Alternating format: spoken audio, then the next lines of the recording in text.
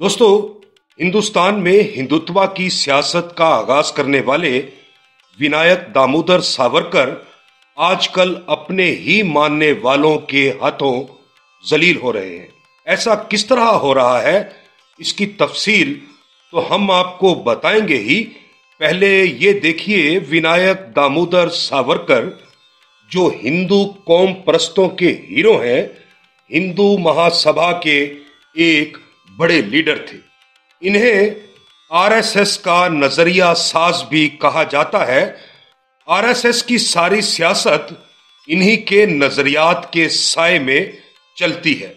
इस वक्त बीजेपी की सारी बड़ी लीडरशिप सावरकर को अपना हीरो करार देती है। सियासी लीडरशिप तो एक तरफ रही, बर्रे सगीर की लाफानी आवाज रखने वाली गुलूकारा लता मंगेशकर भी सावरकर को अपना हीरो करार देती है। सिर्फ हीरो नहीं, वो इन्हें अपना पिता समान करार देती हैं और उनकी बरसी पर बड़े एहतमाम से हर साल ट्वीट करती हैं और सावरकर के साथ अपनी तस्वीर भी बड़े प्राउड के साथ शेयर करती हैं। आज की यात्रा में हम आपको हिंदुस्तान में इन दिनों वीर सावरकर के बारे में छिड़ी एक ऐसी बहस के बारे में बताएंगे जिससे ये हकीकत सामने आ गई है कि वीर सावरकर अपने ही मानने वालों के हाथों जलील हो रहे हैं। मंगल 12 अक्टूबर को भारत के मरकजी वजीर दिफा राजनाथ सिंह ने वीर सावरकर पर लिखी गई एक किताब की रूनुमाई से खिताब करते हुए कहा, हिंदू महासभा के लीडर सावरकर ने महात्मा गांधी के मशवरे पर हिंदुस्तान की आजादी की जिद्दोजहद के दौरान बरतानवी हुकूमत को रहम की दरखास्तें लिखी। वीर सावरकर एक आजादी पसंद थे, उन्हें बदनाम किया जा रहा है। उनके बारे में बार बार ये झूठ फैलाया जाता है कि उन्होंने जेल से रिहाई के लिए बरतानवी हुकूमत के सामने रहम की अपीलें की थी। हकीकत यह है कि उन्होंने अपनी रिहाई के लिए रहम की अपीलें दायर नहीं की। महात्मा गांधी ने उनसे रहम की अपील दायर करने का कहा था। सावरकर ने अंग्रेज हुकूमत से माफी गांधी जी के कहने पर मांगी थी।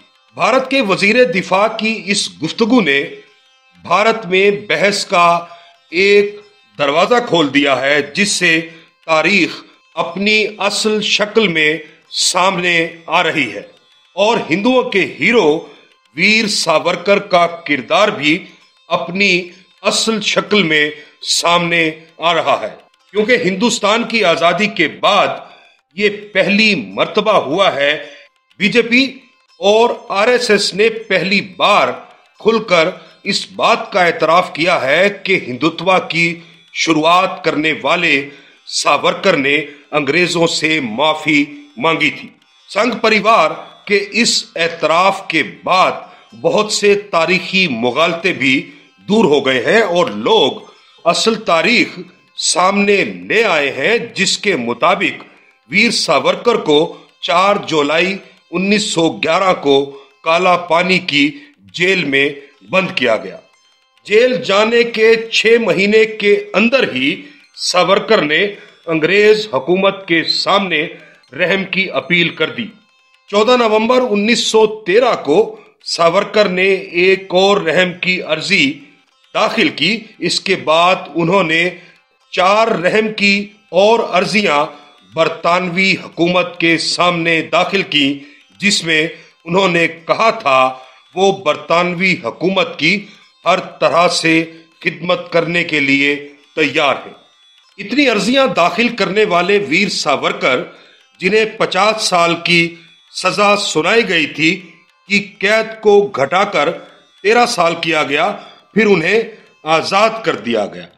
मजमूई तौर पर सावरकर ने 10 साल से भी कम वक्त सेलुलर जेल में गुजारा था। इतना ही नहीं, बरतानवी हुकूमत ने सावरकर पर यूं तो सियासी सरगर्मियों में शामिल न होने की पाबंदी लगाई थी, लेकिन उन्हें हिंदू महासभा की सरगर्मियां जारी रखने की इजाजत मिली हुई थी।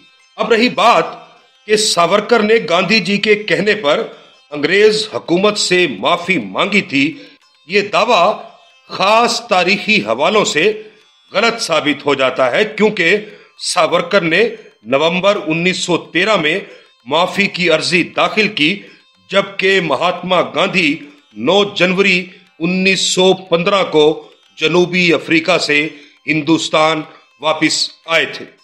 मारूफ भारतीय मौर्रिख प्रोफेसर इरफान हबीब ने राजनाथ सिंह के बयान पर कहा, एक खास रंग में लिखी गई तारीख का चलन अब बदल रहा है। कम से कम बीजेपी ने यह एतराफ तो कर लिया कि सावरकर ने रहम की अर्जी दाखिल की थी। अब इस मामले को किसी दस्तावेज और सबूत की जरूरत ही नहीं है, क्योंकि मामला खुल गया है। एक साफी ने कहा कि ये लोग सावरकर की माफी के लिए गांधी जी को कसूरवार ठहरा रहे हैं। अगर ऐसा ही है तो फिर यह भी हो सकता है कि गांधी जी ने खुद ही नाथूराम गोडसे से कहा हो कि आओ और मुझे गोली मार दो। मजलिसे इत्तेहादुल मुस्लिमीन के सरबराह अवैसी ने कहा, ये लोग बिगड़ी हुई तारीख पेश कर रहे हैं। अगर यही रहा तो ये गांधी को हटा देंगे और सावरकर को राष्ट्रपिता करार दे देंगे। गांधी और सावरकर में एक बड़ा नजरियाती इख्तलाफ था। सुप्रीम कोर्ट के जस्टिस जीवन लाल कपूर की सरबराही में कायम करदा कपूर कमीशन ने अपनी रिपोर्ट में कहा था, सावरकर गांधी जी के कत्ल में शरीक है और साजिश का हिस्सा है। अगर तारीख को गैर जानिबदारी से देखा जाए तो ये हकीकत सामने आती है कि वीर सावरकर का हिंदुओं का हीरो होना, हिंदुत्व की सियासत और हिंदू नेशनलिज्म की वजह से था। उन्होंने अंग्रेजों के खिलाफ किसी भी किस्म की कोई जिद्दोजहद नहीं की। इसी तरह आरएसएस की तारीख भी यही बताती है कि उसने भी अंग्रेज हुकूमत के खिलाफ कभी कोई कार्रवाई नहीं की। बीजेपी और आरएसएस के पास पहले ही महात्मा गांधी, पंडित नेहरू और अबुल कलाम आजाद जैसा कोई आजादी पसंद हीरो नहीं है। उस पर भारतीय वजीर दिफा की गुफ्तगू ने वीर सावरकर के कद को और भी घटाकर कम कर दिया है। दोस्तों, ये थी हमारी आज की यात्रा। अगर आपको हमारी ये यात्रा पसंद आए तो अपने दोस्तों से भी शेयर कीजिए और हमारा चैनल भी जरूर सब्सक्राइब कीजिए।